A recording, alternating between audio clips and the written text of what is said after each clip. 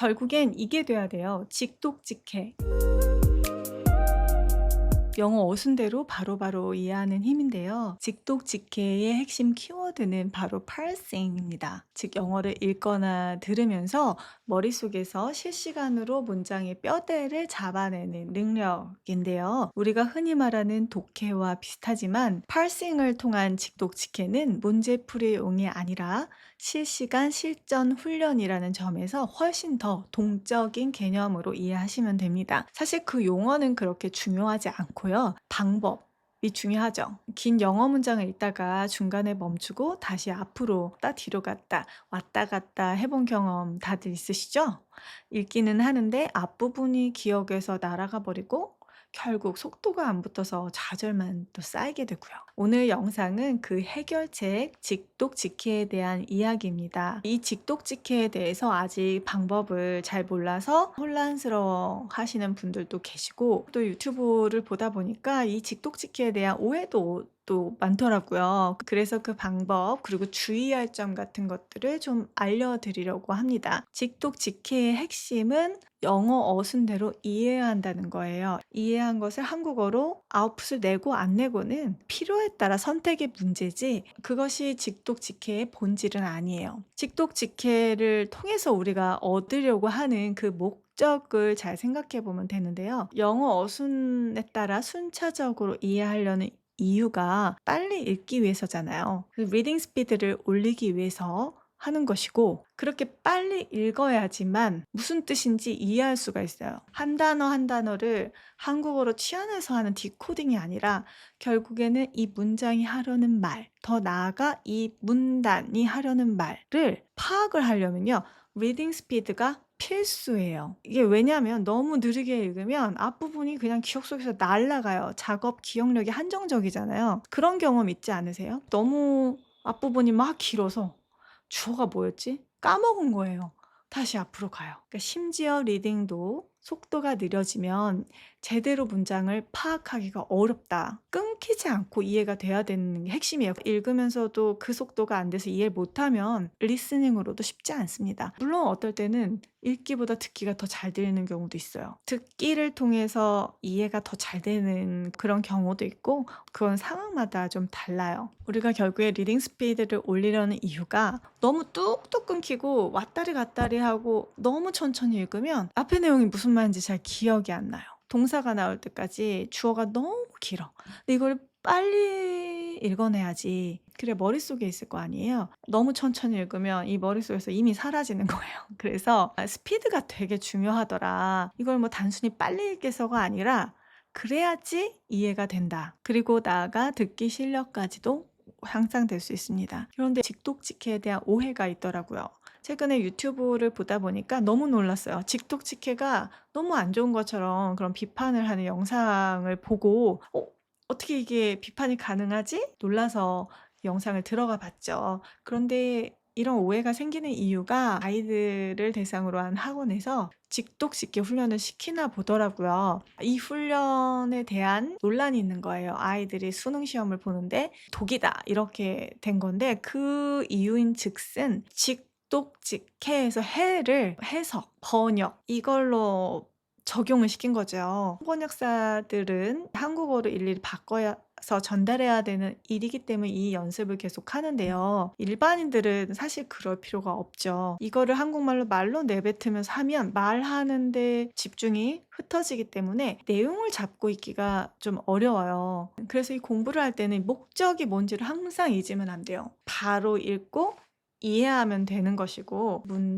이 문단이 무슨 이야기를 하려는 것인가를 잘 잡고 있어야 돼요. 근데 이거를 한국어로 바꿔서 얘기하는 훈련은 저 사람이 저걸 잘 하고 있나 체크를 하기 위한 거죠. 직독직해식으로 어떻게 하고 있나를 보려는 목적으로 할 수는 있고 아니면 내가 번역을 잘할 필요가 있다. 해보고 싶다 이러면 하는 거죠. 그래서 그 목적에 따라 선택의 영역이에요. 예를 들어서 스터디를 한다. 강사가 말을 해줄 때도 필요하죠. 이게 무조건 한국어로 바꾸면 안 되는 게 아니라 이건 중요한 게 아니에요. 이거를 헷갈려 하시는 분들이 계시더라고요. 다시 말씀드리면 반드시 한국어로 번역을 하거나 통역을 하실 필요는 없습니다. 아셨죠? 독직해가 굉장히 어려워요. 말로는 쉽지만 실제로는 어렵습니다. 그 이유가 첫 번째가 아까 말씀드린 속도예요. 속도가 느려서 앞을 기억하지 못해서 다시 되돌려 읽게 돼요. 잘 기억해 두세요. 이 속도가 이게 함정입니다. 많은 분들이 내가 왜 힘들지? 왜 포기하지를 잘 모르고 그냥 포기하게 돼요. 근데 그 이유를 잘 파악을 하고 원래 이런 것이고 한 과정으로 인식을 하게 되면 포기하지 않고 할 수 있고 방향을 잡을 수 있는 것 같아요. 그래서 제가 이런 거를 자세히 말씀드리는 거예요. 그리고 두 번째가 문장 구조를 잘 못 잡는 경우예요. 그런 경우 있죠. 어디가 주어고 어디가 동사고 이게 무슨 품사고 이게 어떤 문장에서 어떤 역할을 하는지 그런 문장의 구조, 뼈대 이 분석이 안 되는 거예요. 이게 바로 파싱이죠. 이거를 못 잡으면 아무리 단어를 알고 문법을 머리로는 알아도 원서를 읽을 수가 없습니다. 그리고 세 번째는 어휘와 문법이 기초가 부족한 경우죠. 네 번째가 바로 역순으로 해석하는 우리의 습관 때문에 그래요. 우리가 그동안 한국어 어순으로 완전한 문장을 만들기 위해서 역순으로 해석을 하잖아요. 그래서 이런 이유로 이런 총체적인 이유로 직독직해가 힘든 건 아주 당연합니다. 그러니까 여러분만 그런 것이 아니라 원래 어렵습니다. 일단 이렇게 받아들이시고요. 여기서 직독직해 패러독스가 있어요. 직독직해가 바로 읽으면서 이해하는 거잖아요. 근데 이거 왜 한다 그랬어요? 빨리 이해하고 제대로 이해하기 위해서라고 했잖아요. 그런데요, 반대도 참인 거예요. 속도가 받쳐주지 않으면, 속도가 느리면 직독직해가 안 됩니다. 그러니까 직독직해는 이 결과물이에요. 우리가 추구하고자 하는 방향이고요. 그걸 위해서 필요한 것들이 있는 거예요. 아까 말씀드린 어휘, 리딩 속도, 그리고 파싱, 어순으로 이해해내는 능력 이것들이 총체적으로 돼야 직독직해가 된다. 그래서 이렇게 골고루 다양하게 하시면 됩니다. 근데 이게 어렵기 때문에 교재를 쓰는 거예요. 설명도 잘 돼 있고 구조 연습이라든지 이런 게 혼자서 하기에는 잘 모르는데 어떻게 혼자서 해요? 누가 알려줘야 되잖아요. 그래서 교재가 필요한 것이고 제가 영어순의 책을 교재처럼 추천을 해드렸던 거예요. 훈련하기에 필요한 것들이 다 있어요. 잘 되시는 분들은 그냥 원서로 혼자 하시면 됩니다. 이게 필요 없어요. 이걸 다 떼시고 이 정도는 하시면 정말 많이 늘 거예요. 어휘를 좀 어느 정도 알고 문법을 안다고 가정했을 때 핵심은 바로 파싱이에요. 똑직해를 여는 그 열쇠 같은 게 바로 파싱이에요. 제가 지난번에 리스닝에서 소리 덩어리라고 했죠. 그러니까 파싱을 리딩 덩어리라고 보시면 돼요. 한눈에 한 단어씩 읽었다. 내가 처음에는 그런 수준으로 가야죠. 짧은 문장으로 읽다가 그 다음에 점점 더 이 덩어리, 이 뼈대가 눈에 확 들어와야 돼요. 리딩이라고 하는 것이 단순히 그 단어하고 문법만 안다고 해서 읽혀지는 게 아니에요. 여기에는 배경 지식도 들어가야 되고 너무나 많은 것이 필요합니다. 영어는 한없이 붙일 수가 있어요. 중간에 삽입도 어마어마하게 할 수 있고 뒤에도 계속 붙일 수 있어요. 한 문장이 거의 한 문단으로 끌고 갈 수도 있어요. 그래서 이걸 뒤에서 끌어오는 거는 지속 가능하지 않아요. 그런 문장만 있지 않아요. 영어가 이렇게 문장을 핸들링하는 방식에 굉장히 익숙해져야 합니다. 이거는 방법이 없어요. 연습해야 돼요. 계속해서. 익숙해지고 연습하다 보면 또 만났구나. 익숙하다. 오랜만에 보면 또 생소하고 그렇습니다. 그래서 이거를 너무 스트레스 받지 마시고 이건 어떻게 보면 될까? 한번 분석해 볼까? 근데 한 번에 안 되죠. 근데 이렇게 반복해서 나오면 그때 이게 눈에 들어와요. 그리고 익숙해져서 습득이 되는 거죠. 문장 구조에. 보이지 않는 인지적 근육을 키우는 과정이라서 좌절은 정상입니다. 중요한 건요, 버티는 거예요. 결국에는 천천히 문장 구조를 습득하고 리딩 연습을 함으로써 속도를 늘려가야 점점점 탄력을 받아서 어려운 문장도 읽을 수 있다. 그래서 다른 방법은 없다. 계속 하는 것밖에 없습니다. 그것도 말씀드렸지만 투트랙 전략, 리딩을 할 때는 통독과 정독을 꼭 같이 통독으로 인풋을 많이 늘리면서 계속 익숙해지는 그런 훈련을 하는 거예요. 속도에도 도움이 되고 영어 문장에 대한 감각을 키우는 데도 도움이 됩니다. 그렇게 하면서 동시에 정독을 하는 거예요. 일부분 공부 시간을 잡아놓고 구조를 파악하는 훈련, 순서대로 읽어나가는 그런 훈련을 한번 정독으로 해보는 거예요. 제가 아까 말씀드렸듯이 매일매일 꾸준히 루틴을 한다거나 또 어떤 가이드가 필요하거나 하신 분들 영어순회라는 이 책으로 하시면 설명도 너무 잘 나와 있고 그리고 예시 문장도 되게 중요한데 다양한 자료 다양한 텍스트를 가지고 훈련을 하기가 어렵잖아요. 이런 교재의 좋은 점이 텍스트가 정말 다양해요. 이거를 내가 일일이 다 뽑아서 어디서 찾아서 한다? 사실 그걸 하는 데만도 너무나 큰 에너지와 시간이 들죠. 이게 제가 아주 오래전에 통번역대학원 시절에 공부했던 책이라고 했잖아요. 아주 오래된 책이죠. 근데 최신판은 이 디자인이 아니더라고요. 제가 옛날 거 갖고 있으니까 출판사에서 감사하다고 이렇게 책을 새로 보내주셨어요. 새 책으로, 최신판으로. 저도 오랜만에 다시 또 보는데 새롭더라고요. 제가 여러분들 이걸로 열심히 공부하시면 리딩 실력이 많이 확실히 좋아지실 거예요. 안에 보면 예문이 엄청나요. 책은 정말 제가 좋아서 자발적으로 소개를 해드리는 것입니다. 쉽지는 않아요. 내용은 하지만 또 아주 못할 만큼은 아니에요. 뭐 부딪혀 보겠다. 내가 한번 부딪혀 보겠다. 어렵지만 해석이 다 있거든요. 자세히 설명이 돼 있어요. 이렇게 공부하는 거 좋아하시고 너무 쉬운 거는 지루하다.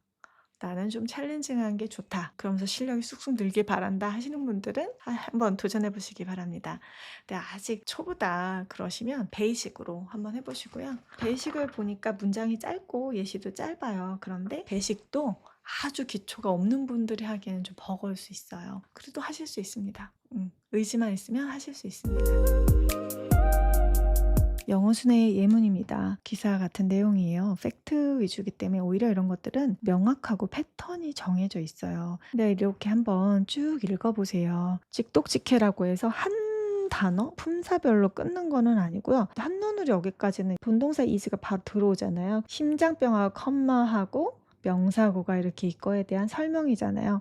이런 문법적인 거는 좀 아셔야 구문을 분석할 수 있다. 파싱을 할 수가 있어요. Heart disease, 심장병은 the nation's number one health problem. 아까 설명드렸지만 말로 할 필요는 없고 그냥 이해하면 돼요.